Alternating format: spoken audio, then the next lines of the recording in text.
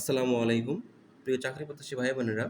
আজকে আমি আলোচনা করব খাদ্য অধিদপ্তর ২০২২ সালে আসা একটি প্রশ্ন নিয়ে।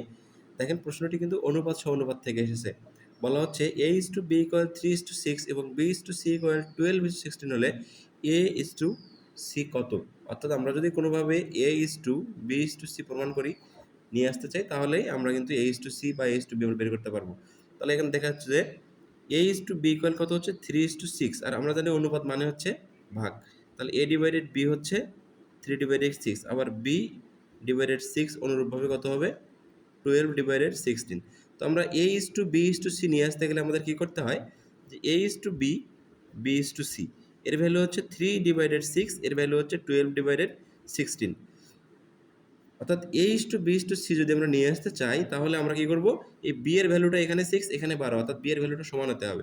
তাহলে আমরা কি করব, B এর ভ্যালু এখানে কত 6, B এর ভ্যালু এখানে কত 12। তাহলে এইখানে এই অনুপাতকে আমরা এই 12 দিয়ে গুণ করব, 3:12 6:12, এবং এই অনুপাতকে আমরা এই 6 দিয়ে গুণ করব, 12 × 6 16 × 6। তাহলে উপরে আসতে কত 3 12 36, 6 12 কত আসতেছে 72। এখানে 6 12 72, এখানে 6 16 কত হচ্ছে 96। তাহলে দেখেন 36 72 72 96, অর্থাৎ A:B:C আসতেছে কত 36:72:96। তাহলে এখান থেকে A:C কত 36 × 96। তাহলে দেখেন,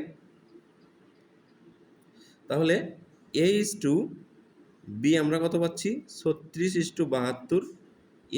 যে C পাওয়া যাবে সেটা কত হবে 36:96। তাহলে এটা কাটাকাটি করলে আমরা কত পাই, কাটাকাটি করি 6 6 36, 6 16 কত হচ্ছে 96।